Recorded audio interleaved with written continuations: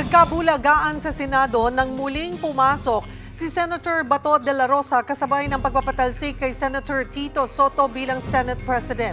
Balikan natin ang mga pangyayari sa pagbabalita ni Mobile Journal, Fatima Baduria. Kita sa mismong CCTV ng Senado kahapon na kumaripas ng takbo si Senador Ronaldo Bato de la Rosa sa hagdan paakyat ng plenary hall. Nadapa at halos masubsob pa siya sa hagdan, pero tumuloy siya sa pagtakbo hanggang sa marating ang hallway ng Senado. Ang mga sumunod sa kanya, nagtulakan at may natumba pa. Matapos niyan, nagkasugat si de la Rosa sa daliri at ginamot din siya. Ang senador, naiyak pa habang yakap-yakap ang kanyang anak. Ayon kay Bato, mga tauhan ng NBI na kasama ni dating Senador Antonio Trillanes ang humabol sa kanya. As of now, Mr. President, Antonio Trillanes and some NBI operatives are still at the library, Mr. President. May I move that the Sergeant at Arms remove these people from the vicinity of the Senate. Sinita niya pa ang Sergeant at Arms na hinayaan ang NBI na harangin siya sa loob ng Senado.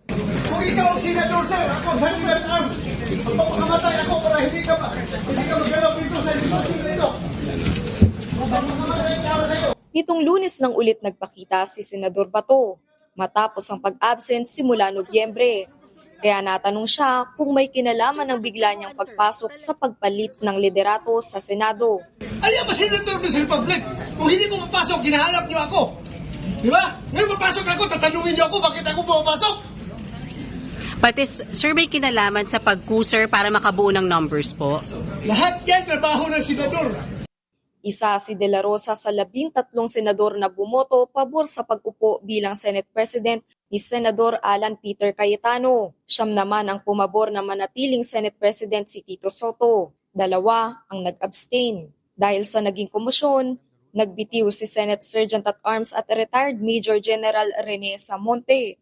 Ang pinalit, dating Sergeant of Arms din na si retired Police Major General Mau Aplasca, na kilala ring malapit sa mga Duterte at dating pinuno ng Office for Transportation Security. Ayon kay Senate President Cayetano, inamin ni Samonte na tumawag sa kanya ang NBI para i-coordinate ang pagsilbi ng arrest warrant kay Bato. Ipinakita rin daw ang naturang warrant kay Senator Tito Soto. Inilagay na sa protective custody ng Senado si Bato. Inutos naman ni Cayetano na i-hold in contempt ang mga miyembro ng NBI na humabol kay De La Rosa. Isa sa ilalim at ide-detain dapat sila sa kustudiya ng Senado, pero nang alisin na ang lockdown sa Senado, nagmamadaling umalis ang mga taga-NBI. Nagkaroon ulit ng komosyon nang harangin sila. Isang security personnel ng OSAA ang umano'y sinaktan at sinubukang isakay ng NBI sa kanilang van, pero nakatakas siya. Ginagawa ko lang naman yung trabaho ko. Makalipas ang ilang oras, pinapasok na rin sa Senate compound si NBI Director Melvin Matibag.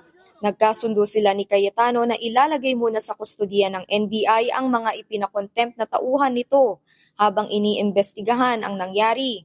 Ang supporters naman ni Senator Bato nagprotesta sa labas ng Senado. Sinubukan pa nilang ilapit sa gate ang sasakyan nilang may speaker.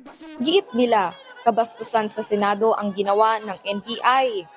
Magdamag silang nagtipon sa labas ng Senado habang nakabantay ang mga pulis. Mga kapatid, Mobile Journal Fatima Baduria po, hatid ang muka ng balita.